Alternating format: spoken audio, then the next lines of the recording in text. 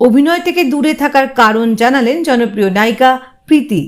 Lahore 1947 cinema দিয়ে প্রায় 6 বছর পর আবার অভিনয়ে ফিরছেন প্রীতি জিন্টা, কিন্তু এতদিন ছবিতে তাকে দেখা যায়নি। এই প্রসঙ্গে এক সাক্ষাৎকারে কথা বলেছেন এই অভিনেত্রী।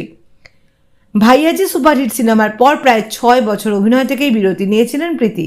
এই বিরতি প্রসঙ্গে তিনি বলেন, আমি আর সিনেমা করতে চাইনি, ব্যবসা ও ব্যক্তিগত জীবনের দিকেই মন দিতে চেয়েছিলাম। নারীরা অভিনয় করলেও সময় যে থেমে থাকে না, এটা অনেকেই ভুলে যান।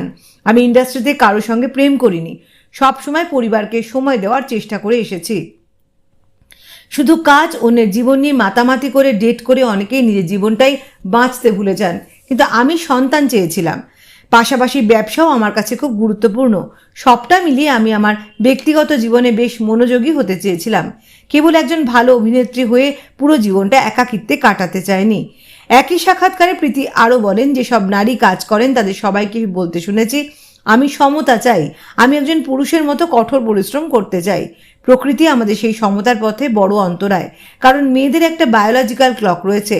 তাই প্রকৃতির কাছে হার মানতেই হবে। যে কাজ করছেন সেটা কিছুটা সময় বিরতি দিয়ে ব্যক্তিগত জীবনে গুরুত্ব দিতে হবে। এখন আমার বাচ্চারা 2.5 বছর হয়েছে, তাই আমি আবার কাজে ফিরেছি। আমি আজ ভালোবাসি, কিন্তু বাচ্চাদের ছেড়ে কাজ করতে গেলে এত অপরাধবোধে ভুগতাম যে বারবার মনে হতো সেই সময়টা হারিয়ে ফেলছি, তা আর ফিরে পাবো না। প্রীতি আরও জানান, অভিনয় আসার আগে তিনি গত 6 বছর ধরে অনেক চিত্রনাট্য পড়েছেন, কিন্তু লাহোর 1947-এর মতো এত আকর্ষণীয় চিত্রনাট্য তিনি পাননি। এই পিরিয়ড ড্রামা পরিচালনা করেছেন রাজকুমার সন্তোষী। এতে প্রীতির বিপরীতে অভিনয় করতে দেখা যাবে সানি দেওলকে। ছবিটির প্রযোজনা করেছেন আমির খান। প্রীতি এখন রয়েছেন কান চলচ্চিত্র উৎসবে। এদিকে জীবনের নতুন অধ্যায় শুরু করেছেন বিপাশা বসু। মা হওয়ার পর অভিনয় থেকে আপাতত বিরতিতে বিপাশা বসু। মেয়ে দেবীকে কেন্দ্র করেই আবর্তিত হচ্ছে তার জীবন। তবে এবার জীবনের নতুন অধ্যায় পা রাখতে চলেছেন বিপাশা। সম্প্রতি নিজেই এ তথ্য জানিয়েছেন। খবর টাইমস অফ ইন্ডিয়ার লেখক হিসেবে আত্মপ্রকাশ করবেন বিপাশা। অভিনেত্রী জানিয়েছেন তিনি একটি বই লিখবেন। গল্প বা কোনো উপন্যাস নয়, বইটি তার স্মৃতি কথা।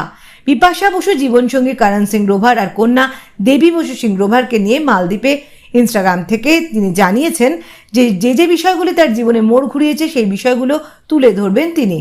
নিজেকে খোঁজার উপায় ও জীবনে শান্তির বার্তাই পাঠকের কাছে পৌঁছে দেবে বিপাশার বইটি। এ প্রসঙ্গে অভিনেত্রী বলেন, আমি জীবনে প্রচুর উত্থান পতন দেখেছি, কিন্তু তারপরও আজ যেখানে রয়েছি তা সম্ভব হয়েছে জীবনের ইতিবাচক দিকগুলোকে মন দেওয়ার ফলেই। এবার সেগুলো আমি অনুরাগীদের সঙ্গে ভাগ করে নিতে চাই। বিপাশার এই বইটির নাম, শিরোনাম এখনো চূড়ান্ত নয়। বইটি আগামী বছর প্রকাশিত হবে।